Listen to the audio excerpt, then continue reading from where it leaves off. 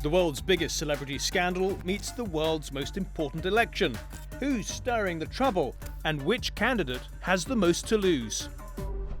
Hello and welcome to the programme. Could the P. Diddy scandal affect the outcome of the US election? Not on its own perhaps, but as part of a wider campaign of misinformation and disinformation. Both sides are flinging dirt at each other, using deepfake videos, still images and memes. How dangerous are they? We'll be asking Facebook whistleblower Frances Haugen.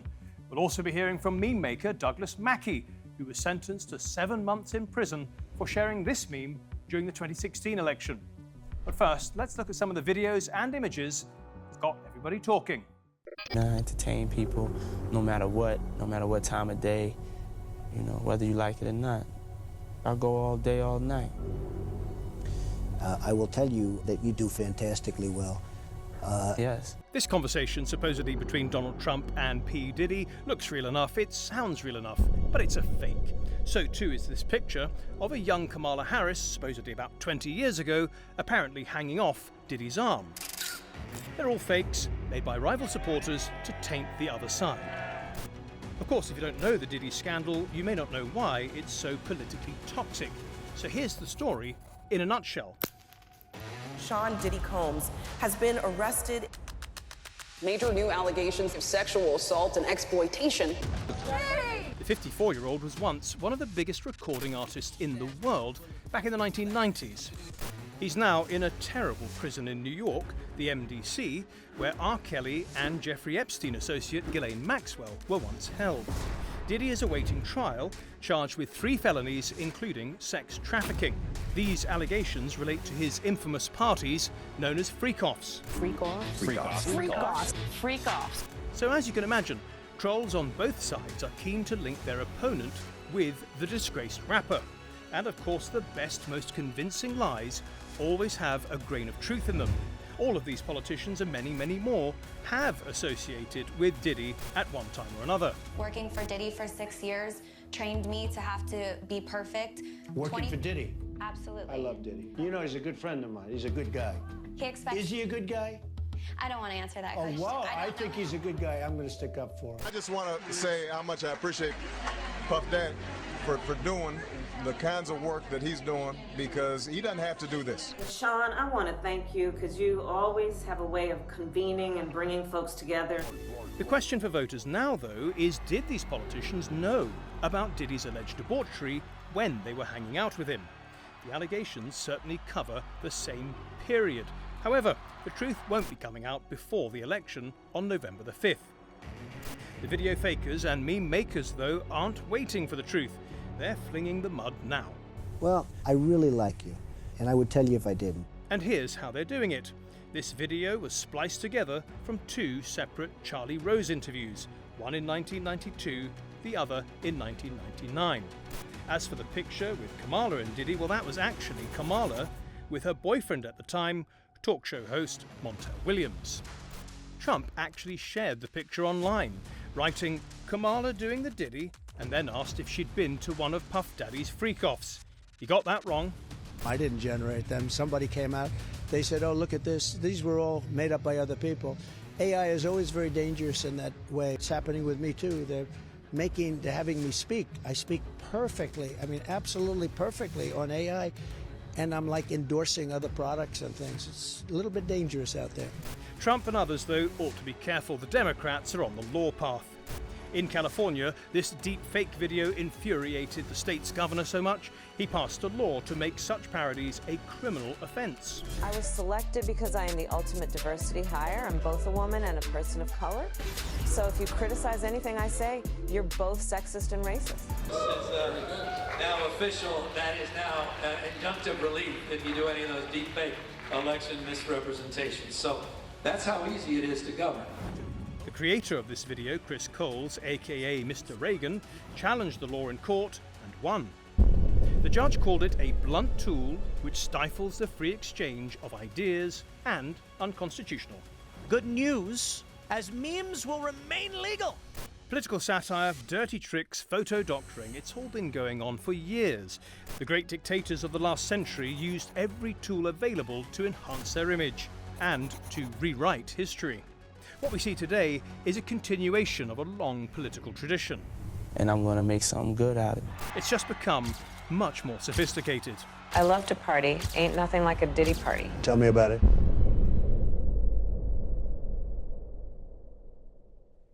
Okay, let's bring in Frances Haugen now. She's best known for being the Facebook whistleblower who made international headlines a couple of years ago by exposing how her employer was not doing enough to counter fake news. Welcome to the program, Frances. Really good to have you with us. So the election just a couple of weeks away now. Are you satisfied that Facebook is doing enough now to counter fake news? We're working in an information vacuum when it comes to knowing exactly what Facebook is doing to address the election. What we do know is they have taken active steps to make it harder for us to understand what's going on. There used to be an application called CrowdTangle that allowed us to see the most heavily engaged with content on both Facebook and Instagram. And Facebook intentionally turned off this one little portal we had into their platforms back in August, and have told us they won't turn it back on until January. It's awfully suspicious that they know they're not going to do a good job because they've turned off our one chance to see what's actually going on. My goodness. We've been looking at the deepfake videos and images involving P. Diddy and the two candidates. Mm-hmm. Do you think these videos and others are a threat to the election, as some experts are warning? One of the biggest dangers of misinformation may not be obvious, which is as we are exposed to more and more things like those images, we come to expect that anything that is out of the ordinary is not true. And that means that we can't actually process novel information as it comes out in the election. Imagine there was a major breaking story about either candidate in the next 2 weeks. If we've already been inoculated with this idea that when I see surprising things, it must be false, we can't actually have an information digestion cycle anymore like we would in a healthy democracy. If fake news is such a risk as some experts would suggest, why are Facebook and others not doing more to clamp down on it? That is such a great question. One of the things that's really difficult about fake news, about deepfakes, about fake images, about information operations, is the quantity of content being generated and distributed across these platforms. In the past, platforms like Facebook made a big deal about their third-party fact-checking program, which was when they hired journalists to go and research individual stories. But the reality is they only ever touched maybe hundreds of stories a month in a world where we produce hundreds of millions of pieces of content. The reason why the platforms don't want to really tackle these problems is, one, it costs money, right? Getting content distributed across these platforms, having us hooked, spending lots and lots of hours, that's how they make their money.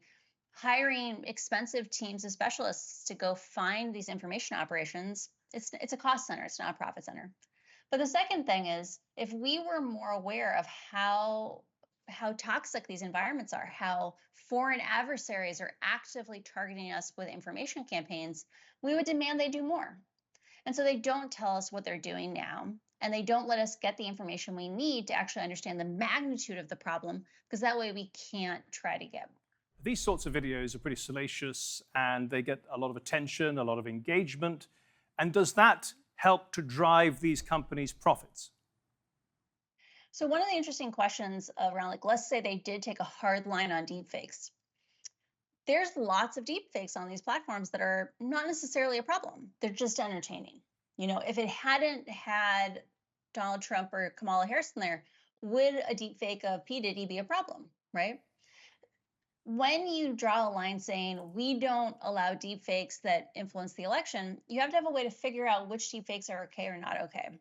And I think they would rather stay away from the entire conversation and be able to access this world of content than draw a hard line and say we have a responsibility to protect the election because we are the information ecosystem for lots and lots of people. We've seen politicians, primarily California Governor Gavin Newsom, trying to tackle this with legislation. He brought in several laws. One of them was dealing with deepfake videos. And then a federal judge said, no, you are now overstepping and contravening people's constitutional rights. So it's quite a difficult balance, isn't it? It's often said that the United States Constitution was written for an era that bears very little resemblance to today. And one of the major places where that becomes a challenge is in setting appropriate guidelines for how the internet operates. When the Constitution was written, when our rules around freedom of speech were put in place, the most people you could plausibly contact was maybe a few thousand people. And that's if you had a really successful pamphlet or a really successful book.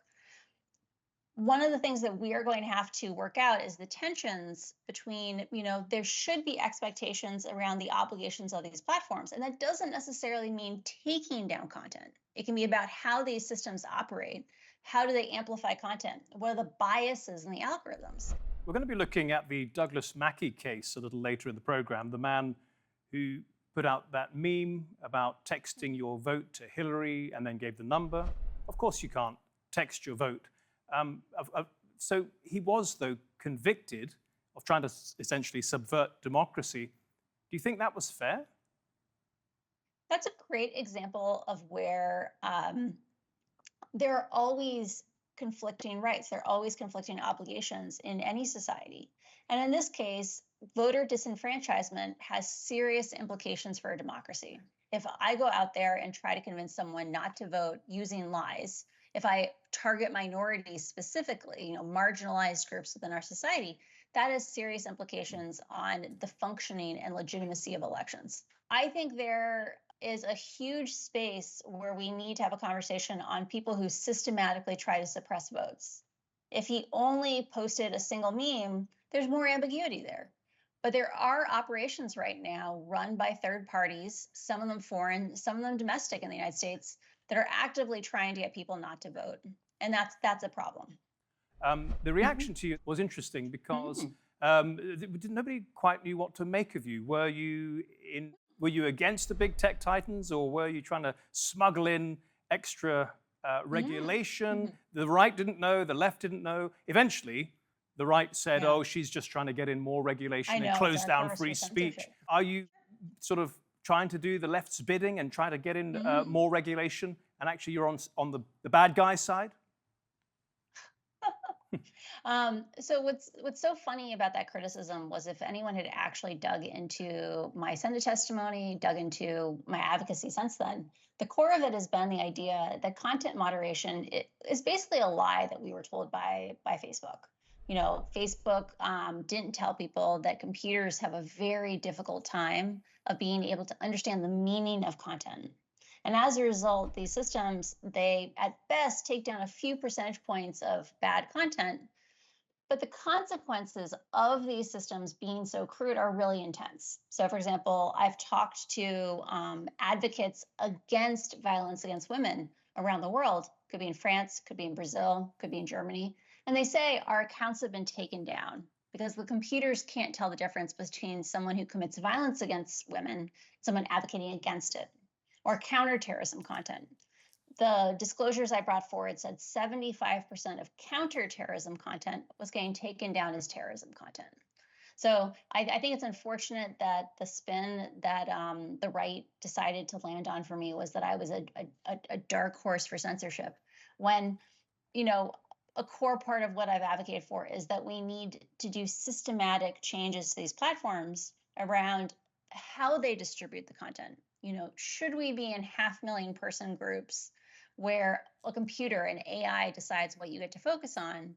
Or should we have social media that's more similar to what we had in, say, 2011 or 2010, where it's more at a human scale, it's smaller scale? So we can still socialize, we can still connect on our interests, but we're not reliant on AIs and their biases to determine what it is that we get to spend our time with. Frances Haugen, thank you so much for your analysis today on The Nexus. Much appreciated. Well, let's take a look at another deepfake video doing the rounds, and this one does involve politicians, but it's strictly for fun. So is Kamala doing okay? Nope. She's down, Joe. I think they found out that she's now we're basically Trump is killing us at the polls, so yes, we're going to lose Joe. Damn it. Wait. What if I come back to run again? As candidate? Yeah. Well, Let me put it this way, Joe. The only person in this world who is even more than Kamala Harris is basically you. So no, Joe, on, man. you're Just not going give it back another in. shot. Let's let it all play out. Okay, we'll talk later, Joe. Okay. Women looking fine up in here. Well, that's obviously a fake, but they've made it look quite realistic. It's actually easier than you might imagine, as we found out when we talked to AI expert Dr. Jennifer Williams. In an audio deepfake, we need only 3 to 5 seconds of a person's voice in order to create a voice clone. And that would be approximately 1 sentence, which is enough to bypass the voice biometrics, for example, used in banking in the UK. In terms of a video deepfake, it really depends on the type of quality that you want out of your deepfake. It is possible to take a still image, like a photograph, and then animate it using AI, which will make it look as if someone is speaking. When it comes to deepfakes affecting elections, that is a concern, absolutely. Oftentimes when people share various memes and videos online, they don't always know where it came from or even why it was created. So a video, a deepfake video that may have been created purely for artistic purposes or creative outlets or satire may be shared as if it is in fact true. Okay, let's bring in Doug Mackey now. He was sentenced to 7 months in prison for sharing this meme just before the election in 2016. Avoid the line, vote from home, text Hillary 59925. Clinton was glad he was convicted. There was just a trial in Brooklyn where a guy who had been one of the main, I guess he was one of the main people running memes against me in 2016. He went from what you could consider free speech. I mean, both Nancy and I have pretty thick skins. People say all kinds of things about us. But he went from that to running a very deliberate effort to mislead people about where and how to vote. Yeah. So it went from speech to action meant to subvert the election because thousands of people who they targeted through their algorithms.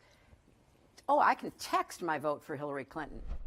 Let's bring Doug in now. Doug, Hillary Clinton hates you. Well, I don't know. I'm trying not to say the feeling is mutual, but... Doug, you were convicted of conspiracy to interfere with potential voters' rights to vote in the 2016 election. Is that what you were trying to do? Well, no, not at all. The meme is clearly just a gag. It's a joke. Nobody is supposed to take it seriously. And, you know, interestingly enough, we'll get into it later, but nobody actually did take it seriously, which was found out in trial, but I'm sure you'll get to that.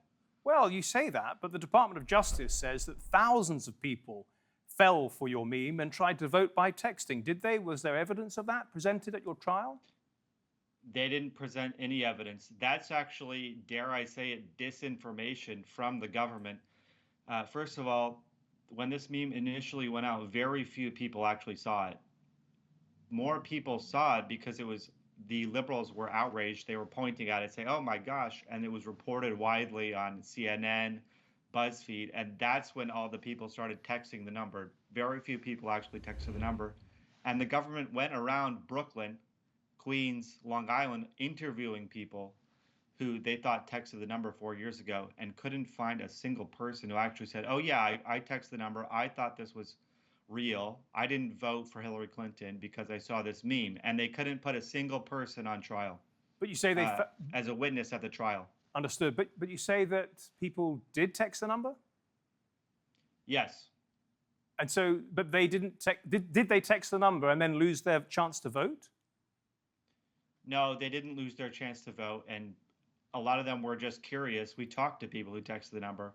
They were curious what would happen. They didn't think it was real. Some of them texted ridiculous things like Hillary for prison or that kind of thing. Right. So yes, a number of people texted the number, but that was mostly just because it got wide publicity on BuzzFeed as, you know, sort of a liberal outrage du jour. Tell me, did you make the meme? No, I didn't. So why did you think it was okay to post it? Because unfortunately, it's had consequences for you. Well, when I saw the meme, I thought it was funny. I thought it was humorous, and I thought it was something that my followers would enjoy. And to be honest with you, they did enjoy it. I assume that in this country we have First Amendment right to share memes that are parody in nature or satirical. So that was the intent when I shared the meme, and it was sort of like an inside joke. I was surprised that a guy named Professor McNee picked this meme up and sent it to BuzzFeed and all these news outlets to sort of give it all this publicity, because initially it was a very much so an inside joke. Very few people actually saw it. And you mentioned BuzzFeed. Is it correct that they described you as a white nationalist and essentially a danger to the election? And are you? Right. I think they did describe me like that in the 2016 election. So, no, I'm not a white nationalist. I don't think it was a danger to the election at all, especially when you consider, like I said, nobody was actually harmed by this meme. Most people, or I hesitate to say all people, I haven't found anybody who thought it was real. I haven't spoken to a single person yet who actually thought this meme was real. So it was all in good fun. It was in good humor. And you've appealed the verdict, presumably on the grounds that you have protection under the First Amendment? Yes, that is part of it. And there's also other due process arguments that we make, including that you need to have fair notice that what you're doing is a crime. So just posting this meme, it doesn't seem obvious to anybody that this would be a crime.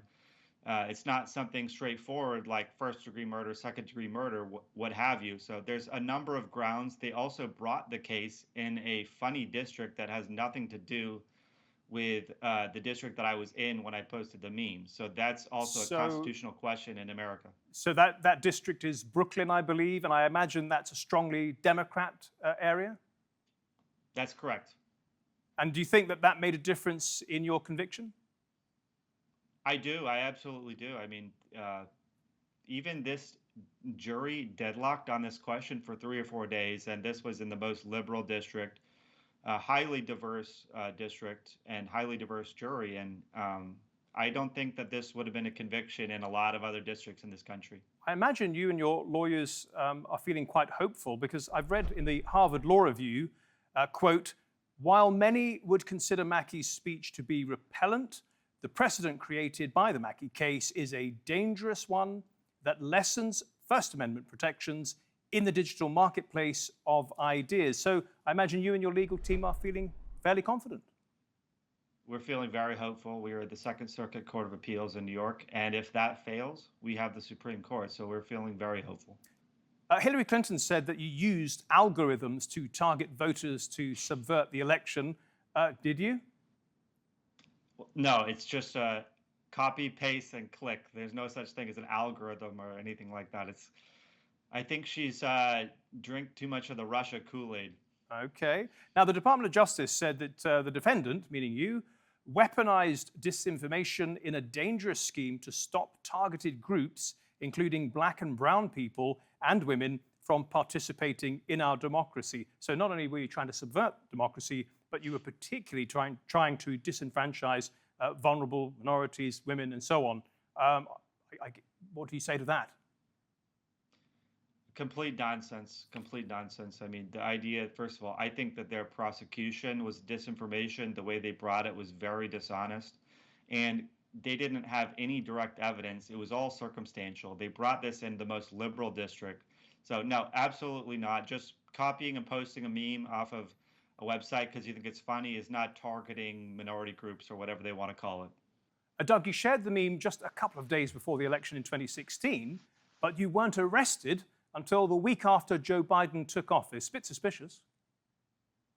It is a bit suspicious, and the mainstream media even reported on this. I think it was Reuters or the New York Times, that the Trump, the people in the DOJ didn't think this was a real case. They had to wait until Bill Barr resigned, and then they got their arrest warrant 2 days after Joe Biden was inaugurated. And I was arrested 7 days after he was inaugurated. So they hid this case. They sat on this case until they could find, a Democrat that would actually bring the case. And when the FBI came to your house, tell us about that. Well, it was pretty surreal. 7 a.m., get a knock on the door. FBI open up, and there's 4 FBI agents and a number of police officers as well, saying that you're under arrest. And I said, for what? You know, it's 7 in the morning, and I had no idea what I was under arrest for. And they wouldn't tell me till we went to the courthouse over here in Florida. So it was really surreal. All these officers, 2 from Florida, 2 FBI agents from Florida, 2 from New York. And it was bizarre. It was unbelievable. And I was taken away in the SUV in handcuffs and to my arraignment. Let me ask you something. Surely this experience and the trial itself has cowed you. Presumably you are not making memes for this election cycle. Well, you know, it's funny. I don't really make memes. I am commenting on the election cycle. I haven't shared too many memes. It's not as much of a mimetic news cycle. I think Trump is creating his own sort of images and iconic images. We saw that at McDonald's. So I'm not cowed. I guess I won't be sharing any meme about, you know, the time of the election or whatever, because obviously they're on, you know, they're going to come after you for anything like that. But yeah, it's unbelievable. And dare I say that if the Trump DOJ was going around arresting Democrats for posting memes, it would be a national outrage. Doug Mackey, thanks so much for sharing your experiences with us. Really appreciate that. And thank you at home and on your phones for watching. If you want to see this episode or any of our previous episodes, do go to our channel on YouTube. Just type in Nexus TRT World. Till next week then, goodbye.